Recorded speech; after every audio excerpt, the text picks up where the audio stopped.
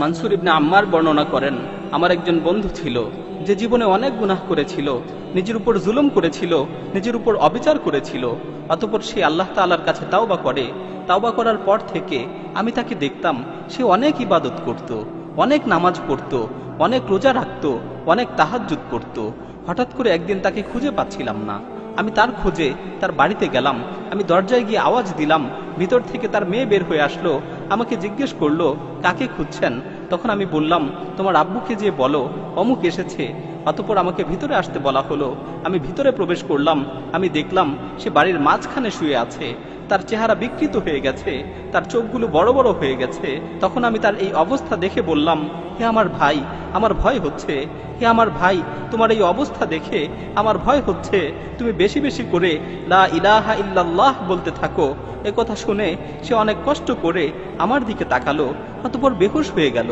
যখন তার হুঁশ ফিরে আসলো, আমি তাকে দ্বিতীয়বার আবারও বললাম, হে ভাই, বেশি বেশি করে লা ইলাহা ইল্লাল্লাহ বলতে থাকো। সে আবারও বেহুশ হয়ে গেল। যখন তার হুঁশ ফিরে আসলো, আমি তৃতীয়বার আবারও বললাম, হে ভাই, বেশি বেশি করে লা ইলাহা ইল্লাল্লাহ বলতে থাকো। সে চোখ খুলল, আমার দিকে কিছুক্ষণ তাকিয়ে রইল, চোখের পানি ছেড়ে দিয়ে বলল, হে ভাই মানসুর, আমার মাঝে আর এই কালেমার মাঝে প্রাচীর তৈরি করে দেয়া হয়েছে। আমি ইচ্ছা করলেও এই কালেমা পাঠ করতে পারছি না। তখন আমি বলে উঠলাম, লা হাওলা ওয়ালা কুওয়াতা ইল্লা বিল্লাহ। আমি তাকে বললাম, তুমি যে এত নামাজ পড়তে, এত ইবাদত করতে, এত আমল করতে, এত তাহাজ্জুদ পড়তে, এগুলোর কি হলো? তখন সে বলল, তুমি যে আমাকে ইবাদত করতে দেখতে, আমি এর কোনো কিছুই আল্লাহর জন্য করতাম না। আমি আমার সকল ইবাদত, আমি আমার সকল আমল, এগুলো মানুষদের দেখানোর জন্য করতাম। আর আমার তাওবা ছিল মিথ্যা তাওবা। আমি মানুষদের দেখানোর জন্য তাওবা করেছিলাম। আমি মূলত বাহ্যিকভাবে মানুষদের দেখানোর জন্য ইবাদত করতাম। কিন্তু আমি যখন একাকী থাকতাম, আমি আমার ঘরের দরজা বন্ধ করে দিয়ে মদ পান করতাম। আমি নির্জন মুহূর্তে বিভিন্ন ধরনের গুনায় লিপ্ত হতাম। আমার মনে আছে, একবার আমি খুব গুরুতর অসুস্থ হয়ে গিয়েছিলাম। আমার ধারণা হচ্ছিল আমি আর বাঁচব না। তখন আমি আমার পরিবারের লোকজনকে বললাম, আমাকে ধরে বাড়ির মাঝখানে নিয়ে আসো এবং আমার নিকট একটি কোরআন শরীফ নিয়ে আসো। অতঃপর তারা আমাকে ধরে বাড়ির মাঝখানে নিয়ে গেল এবং আমার নিকট কোরআন শরীফ নিয়ে আসলো। আমি কোরআনকে খুলে পড়তে লাগলাম এবং আসমানের দিকে তাকিয়ে বলতে লাগলাম, হে পরম দয়ালু আল্লাহ, হে পরম দয়ালু আল্লাহ, এই কোরআনের মাধ্যমে তুমি আমাকে সুস্থতা দান করো। আমি তোমার সাথে ওয়াদা করছি, আমি তোমার সাথে প্রতিজ্ঞাবদ্ধ হচ্ছি, আমি আর কোনোদিন গুনাহ করব না, আমি আর কোনোদিন গুনার দিকে পা বাড়াবো না। আল্লাহ তাআলা আমাকে সুস্থতা দান করলেন। যখন আমি সুস্থ হলাম, তখন আমি আগের মতোই আবারও গুনায় লিপ্ত হলাম। প্রতিনিয়ত গুনাহ করতে থাকলাম। আল্লাহর সাথে কৃত ওয়াদার কথা একেবারেই ভুলে গেলাম। এভাবে গুনাহ করতে করতে বেশ কিছুদিন অতিবাহিত হয়ে গেল। এভাবে আল্লাহর নাফরমানি করতে করতে বেশ কিছুদিন অতিবাহিত হয়ে গেল।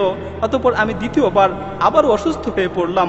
আমি কঠিন রোগে আক্রান্ত হলাম। আমার আবারও মনে হচ্ছিল যে আমি আর বাঁচব না, আমি আর পৃথিবীতে থাকতে পারবো না। তখন আমি আমার পরিবারকে আবারও বললাম, তোমরা আমাকে উঠানে নিয়ে চলো, আমার কাছে কোরআন নিয়ে আসো। আমি প্রথমবারের মতো দ্বিতীয়বার আবারও প্রার্থনা করলাম। আমি আবারও আকাশের দিকে দুহাত তুলে বললাম, হে আমার প্রতিপালক, হে আমার প্রতিপালক, হে পরওয়ারদিগার, এই কোরআনের মাধ্যমে তুমি আমাকে সুস্থতা দান করো। আল্লাহ তাআলা আমার ডাকে আবারও সাড়া দিলেন, আমাকে রোগ থেকে মুক্তি দিলেন। আমি আবারও অঙ্গীকার করলাম যে আমি আর কখনোই গুনাহ করব না, আমি আর কখনোই গুনার দিকে পা বাড়াবো না। কিন্তু দ্বিতীয়বারেও আমি আমার অঙ্গীকারের কথা আবারও ভুলে গেলাম। আমি আবারও গুনায় নিমজ্জিত হলাম। আমি আবারও গুনার সমুদ্রে হাবুডুবু খেতে লাগলাম। এভাবে বেশ কিছুদিন অতিবাহিত হয়ে গেল। এরপর আমি তৃতীয়বার আবারও অসুস্থ হয়ে পড়লাম, যা তুমি এখন দেখতে পাচ্ছ। অতঃপর আমি আমার স্ত্রীকে বললাম, আমাকে উঠানে নিয়ে চলো, আমার কাছে কোরআন নিয়ে আসো। তারা আমাকে উঠানে নিয়ে গেল, আমার কাছে কোরআন নিয়ে আসলো। অতঃপর এবার যখন আমি তিলাওয়াত করার জন্য কোরআনকে খুললাম, আমি দেখতে পেলাম কোরআনের সমস্ত পৃষ্ঠাগুলো সাদা হয়ে গেছে। পুরো কোরআনের মাঝে একটি অক্ষরও আমার চোখে পড়ল না। আমি বুঝতে পারলাম আসমান ও জমিনের অধিপতি আল্লাহ সুবহানাহু ওয়া তাআলা আমার উপর রাগান্বিত হয়েছেন। আসমান ও জমিনের অধিপতি আল্লাহ সুবহানাহু ওয়া তাআলা আমার উপর ক্রোধান্বিত হয়েছেন, কারণ আমি বহুবার তার সাথে ওয়াদা করেছি, বহুবার ওয়াদা ভঙ্গ করেছি।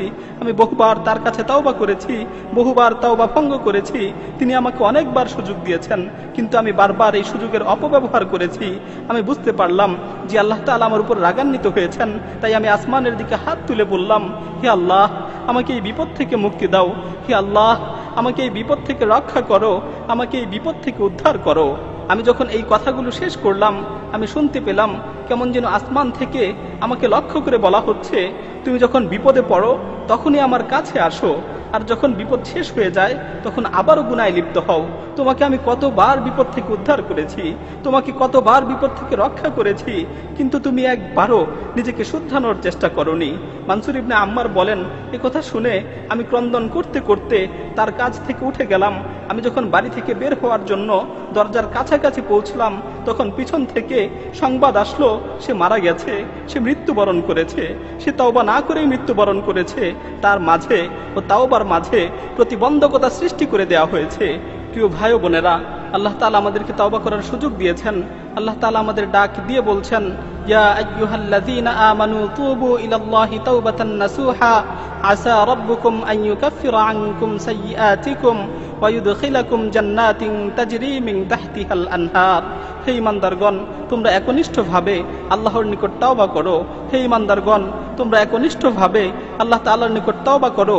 আল্লাহ তাআলা অবশ্যই তোমাদের গুনাহগুলোকে ক্ষমা করে দিবেন এবং তোমাদেরকে জান্নাতে প্রবেশ করাবেন, যার তলদেশ দিয়ে নহরসমূহ প্রবাহিত হয়। আল্লাহ তাআলা আমাদেরকে তওবা করার সুযোগ দিয়েছেন, কিন্তু আমরা এই সুযোগকে অবমূল্যায়ন করছি। আল্লাহ তাআলা আমাদের তওবা করার সুযোগ দিয়েছেন, কিন্তু আমরা এই সুযোগের অপব্যবহার করছি। এমন একটি সময় হবে যখন আমাদের মৃত্যু চলে আসবে, তখন আমরা তওবা করতে চাবো, কিন্তু আমাদের তওবা কবুল করা হবে না। আল্লাহ তাআলা বলছেন, ওয়ালাইসাতিত তাওবাতু লিল্লাযীনা ইয়ামালুনাস সাইয়্যাত হাত্তা ইযা হাদারা আহাদাহুমুল মাউত ক্বালা ইন্নী তুবতুল আন। আর এমন লোকদের জন্য কোনো ক্ষমা নেই যারা মন্দ কাজ করতেই থাকে, এমনকি যখন তাদের মাথার উপর মৃত্যু এসে উপস্থিত হয় তখন বলতে থাকে, আমি এখন তওবা করছি। প্রিয় ভাই, আর দেরি নয়, আসুন এখনই তওবা করি, সুযোগ থাকতে তওবা করি, সুস্থ অবস্থায় আল্লাহর দিকে প্রত্যাবর্তন করি।